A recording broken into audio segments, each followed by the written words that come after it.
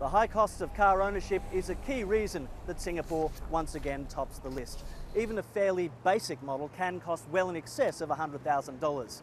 You can go without though. Cabs are fairly cheap and public transport by international standards is also fairly cheap.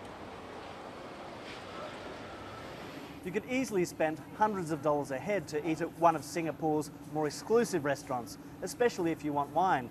But at a hawker centre like this one, you can have lunch for under $5. Many expatriates live in condominiums like the one behind me, and they'll pay maybe $4,000 or $5,000 a month for a two-bedroom apartment. Singaporeans, on the other hand, tend to buy into public housing, which is considerably cheaper. The Economist Intelligence Unit sells its cost of living index to companies who want to know how much it will cost to send employees overseas. For that reason, the Singapore government last year suggested it didn't really reflect local living costs so much as expat luxuries, such as expensive overcoats and fancy cheese.